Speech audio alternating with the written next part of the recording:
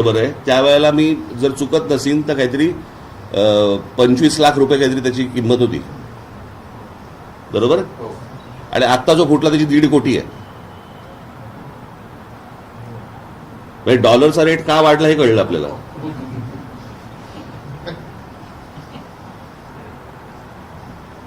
आणि हे सगळ्या गोष्टी बाहेर येत आहेत, सगळ्या गोष्टी सगळ्यांना माहिती आहेत आणि कोणी कंट्रोल करत नाहीये. म्हणजे काय, म्हणजे सरकारमधले कोणी अडकलेत का त्याच्यामध्ये? लोक आहेत का कोणी ज्यांचा धंदा त्याच्यावरती अवलंबून आहे?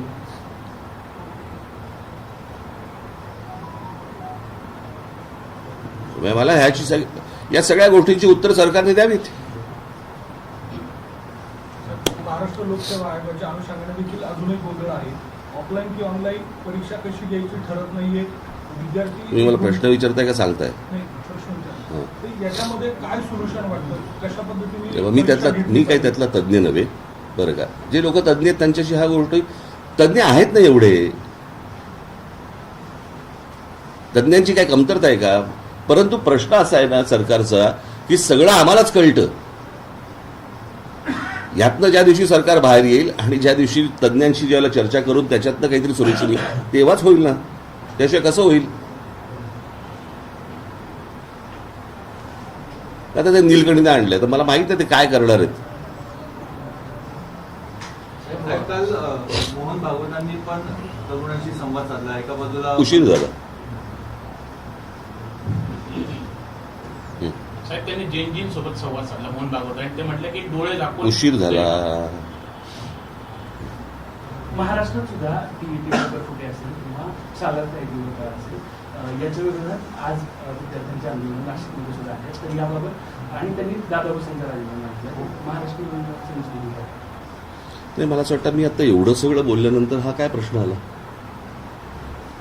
शिक्षण व्यवस्थेमध्येच जो गोंधळ आहे तो सुधारला पाहिजे ना.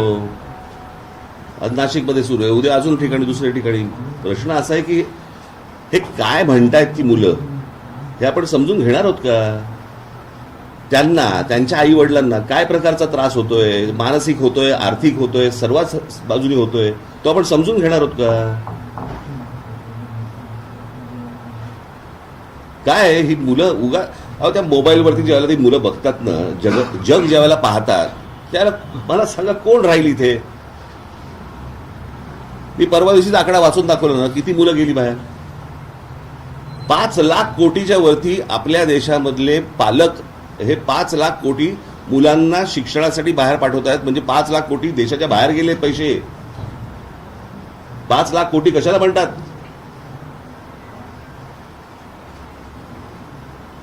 अहो, या विद्यार्थ्यांचं काय म्हणजे याचं काय आहे? इथे सरकारमध्ये असलेल्या मंत्र्यांची मुलं बाहेर शिकत आहेत. म्हणजे ज्यांचा आता राजीनामा घेतला, कोणते धर्मेंद्र प्रधान, त्यांची मुलगी बाहेर परदेशात शिकते. धर्मेंद्र प्रधानांच्या मुलीचा जर देशाच्या शिक्षण व्यवस्थेवरती विश्वास नसेल, बाकीच्या मुलांचं काय घेऊन बसलो आपण? आम्ही देशाच्या पंतप्रधानांबरोबर आहोत असं सांगणारे आता होर्डिंग लावले जाते भाजप. आता काही इथे भाजप, देशभरात ते कॅम्पेनिंग राबवलं जाते. प्रश्न असा आहे, होर्डिंगमुळे कोणी बरोबर येत नाही हो. ते सगळा जुना माल बाहेर काढतात. आता काय होणार नाही. बुन से गई वो हौद से नहीं आती. साहेब, काँग्रेसने सुनेत्रा पवार उपमुख्यमंत्र्यांबाबत असं आरोप केला. मला साहेब, चला, कालच्या बैठकीमध्ये आपण एसआयआरच्या मुद्द्यावर मार्गदर्शन केलं. एकूण जे एसआयआरची कार्यप्रणाली चालू आहे देशामध्ये काय? नाही, मला अनेक ठिकाणी मला एसआयआरचे जे अधिकारी आहेत त्यांच्याबरोबर भारतीय जनता पक्षाची लोक फिरत आहेत. का फिरत आहेत? घराघरामध्ये त्यांची लोक का जात आहेत? माणसं बघून तुम्हाला कापायची आहेत का? ही कुठची प्रथा सुरू केली मला समजलं नाही. मला जे त्यांनी पश्चिम बंगालमध्ये केलं, जे त्यांनी बिहारमध्ये केलं, तेच येथे महाराष्ट्रामध्ये करायचं चाललंय. आमच्या लोकांना सतर्क व्हायला सांगितलेलं आहे. 3 वर्ष आहेत निवडणुकांना.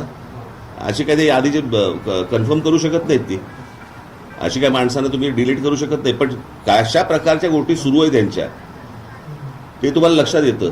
आणि हे कशा प्रकारच्या निवडणुका कसे जिंकतात हेही तुमच्या लक्षात येतं. सगळा फ्रॉड आहे अख्खा. हे मी आज नाही बोलतोय, मी 2017 पासून बोलतोय. मी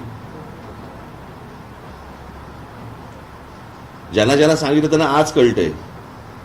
चला. साहेब, कालपासून पण नाशिकमधल्या खड्ड्यांची परिस्थिती आपण बघतोय. उशिरा आलास ना? उशिरा आलास ना?